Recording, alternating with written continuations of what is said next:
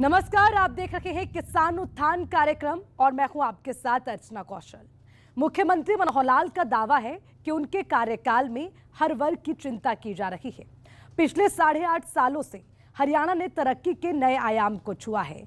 चाहे कोई किसान हो, नौकरी पेशा हो या खुद का व्यवसाय करता हो, हरियाणा सरकार सभी की समान रूप से चिंता कर रही है। लेकिन आज हम बात करेंगे किसानों की और किसानों के हित में चलाई जा रही योजनाओं की, कि कैसे किसानों की आय को दोगुना किया जा रहा है, किसानों के लिए क्या ठोस कदम उठाए जा रहे हैं।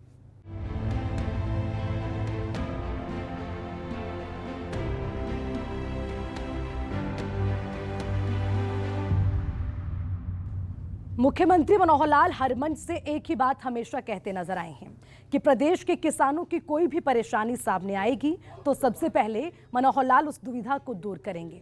इसी कड़ी में हर खेत स्वस्थ खेत अभियान की शुरुआत की गई, ताकि किसानों को उनकी खेती की मिट्टी के बारे में बताया जा सके, ताकि मिट्टी के अनुकूल फसल की पैदावार किसानों की ओर की जा सके और ज्यादा से ज्यादा फायदा कमाया जा सके, जिसका जमीन पर असर साफ दिखाई दे रहा है।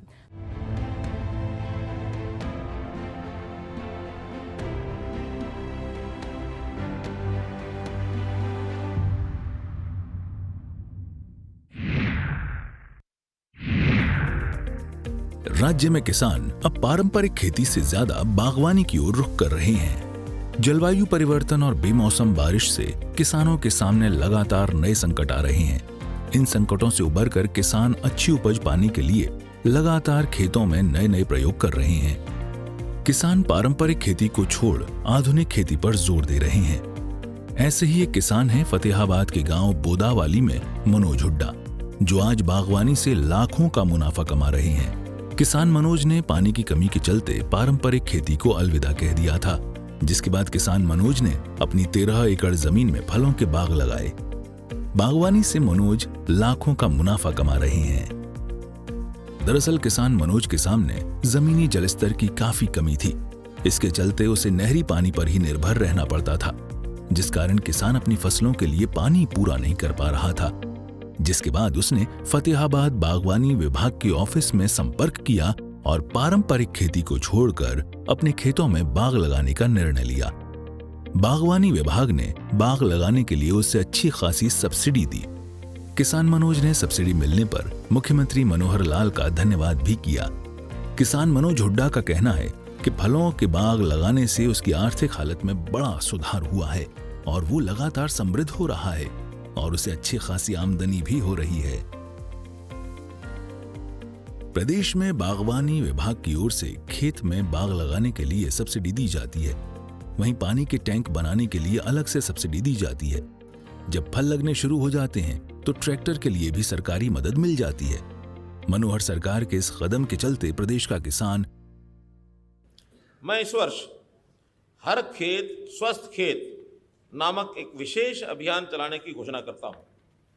इस अभियान में मृदा स्वास्थ्य और मृदा की गुणवत्ता के आधार पर फसल चयन की सुविधा उपलब्ध करवाने पर बल दिया जाएगा।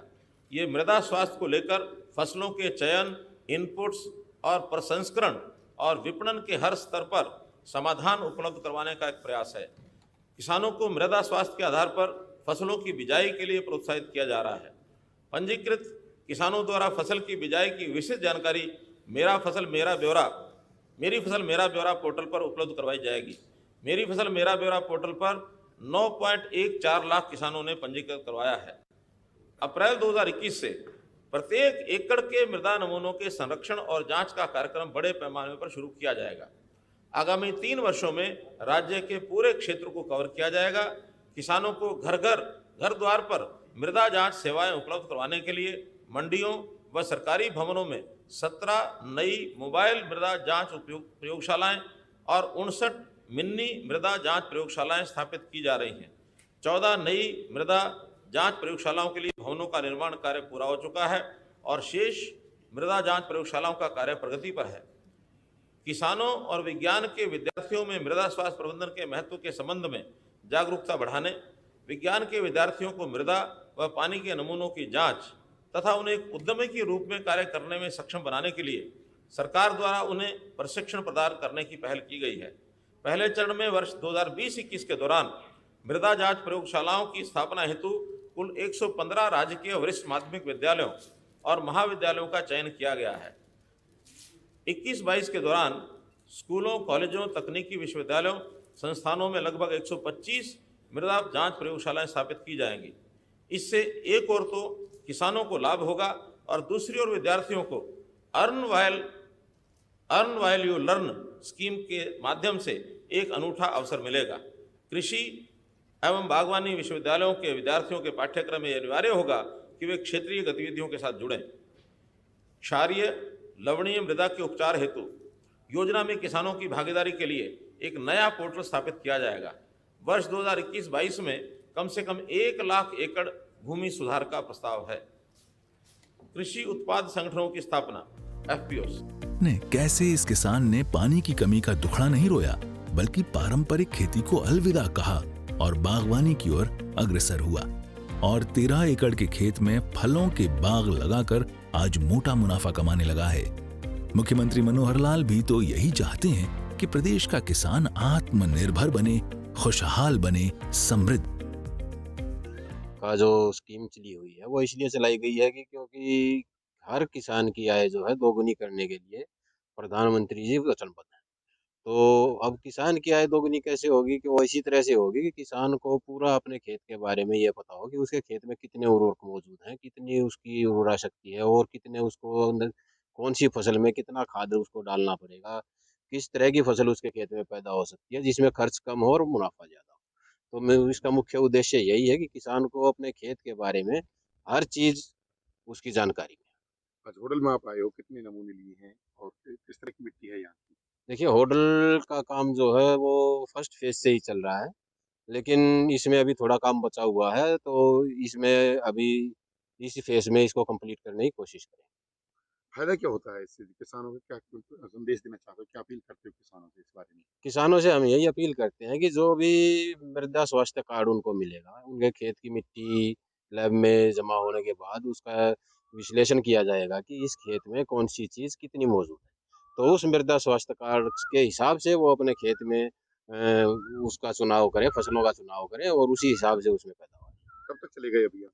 नहीं, अभियान तो ये जब तक हर खेत स्वस्थ खेत का मतलब यही है, जब तक ये कंप्लीट नहीं होता तब तक चलता रहेगा। हर खेत का विश्लेषण इसमें किया जाएगा, उसकी रिसर्च उस पे की जाएगी कि इसमें किस चीज़ की ज़रूरत है। ब्यूरो रिपोर्ट, सूर्य समाचार।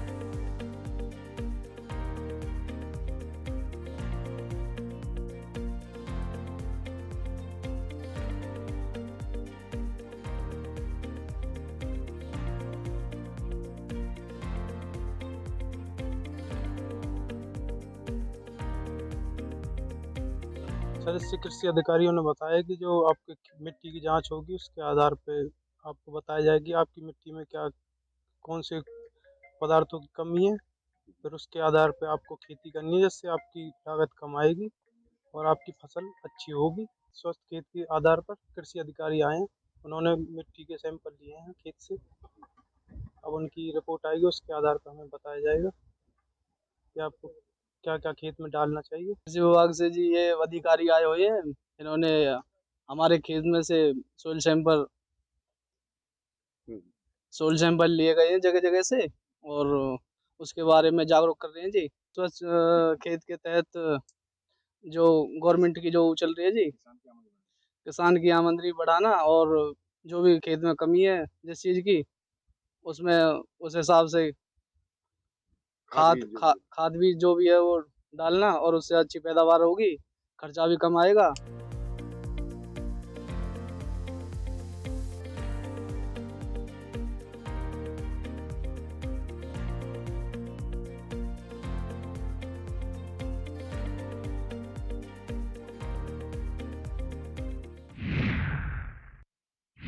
इस योजना के जरिए किसानों के खेतों से मृदा के सैंपल लेकर उनकी जांच की जा रही है, ताकि किसानों को मिट्टी की उपजाऊ शक्ति की जानकारी मिल सके।